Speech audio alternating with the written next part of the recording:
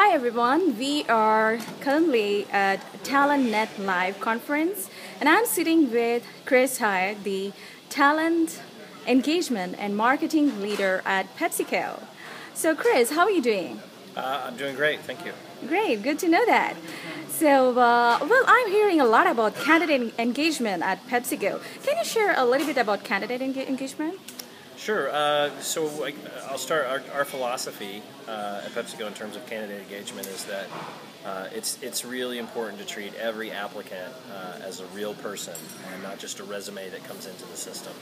And we know that applying for a job is a very personal experience for candidates. And our goal is to validate that experience by attempting to get back to as many candidates as possible, whether it be through an automated response or recruiters. In many cases, we're able to have recruiters pick up the phone and let people know that they've received their resume. And then making several channels available for them to ask questions, whether it be through our PepsiCo Jobs, at PepsiCo Jobs Twitter account, any of the almost a dozen LinkedIn groups that we have for PepsiCo broken out by function, or through the website, or even our mobile apps that allow some level of engagement for them to be able to reach out to us, ask questions, and then make tools available for them to check their status and updates. Yeah, this is really cool because I can see that whenever somebody is tweeting over PepsiCo Jobs or PepsiCo Career and over LinkedIn, they're getting tremendous response right at the right moment. And so, what makes a unique candidate at PepsiCo? We like to think that all of the candidates are actually unique. Everyone comes with not necessarily incredibly unique skills or backgrounds, depending on the jobs, but they all bring very unique personalities, and their own unique contributions to our culture and the environment. And I think that what we look for from a recruiting perspective are individuals that will be ideally the most qualified for the roles that we have open, and those that will be a solid cultural fit, and where the company is as good for the candidate as the candidate will be for the company. Well, talking about the culture, I'd like to know more about the culture at PepsiCo.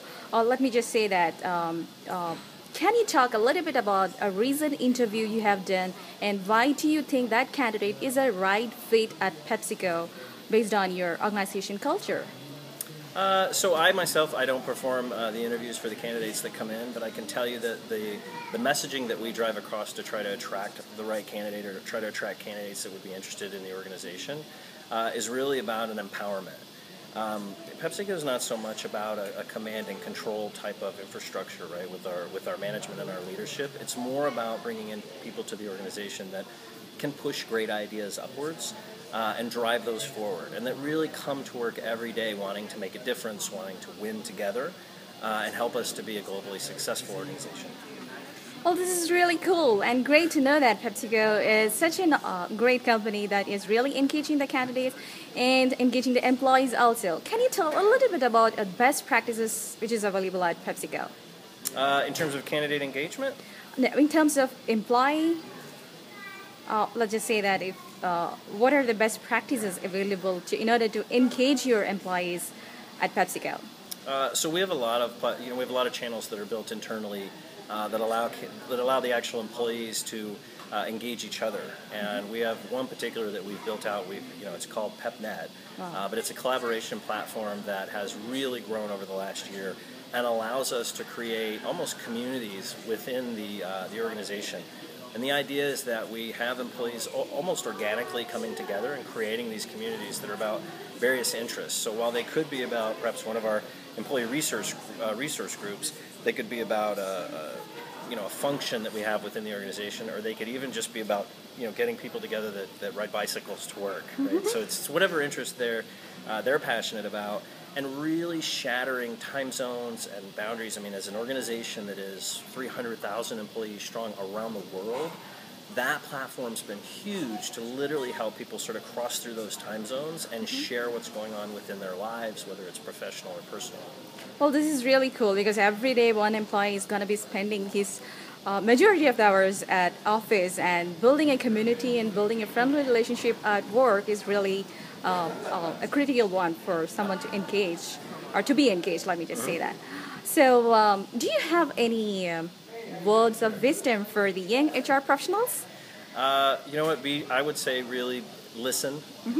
Be true to yourself. Find an organization that actually can give back to you as much as you can contribute to the organization, and always be incredibly transparent. And have dialogue with, and it's sort of a PepsiCoism, but truth and candor, I think, is really the best way to conduct yourself as an HR professional, regardless of where you land. Sure, thank you. So how does a candidate can connect to you? Probably you can share your Twitter ID. Sure. Yep. So I'm really big on Google Plus right now, so you can find me at Chris Hoyt on Google Plus. I'm also on Twitter as The Recruiter Guy, and I would say the other best channel for me, although it does take me a while to catch up to my LinkedIn emails, but it'll also be LinkedIn, and clearly on there is Chris Hoyt as well. Well, sure. Well, thank you so much, Chris, for spending your time with us, and it's been such an honor to spend this valuable time with you. No, thank you so for thank coming you so out. much. Yeah, thank you. We're happy to host the event, and we're glad you made it. Thank you. Bye-bye. Yep. Bye.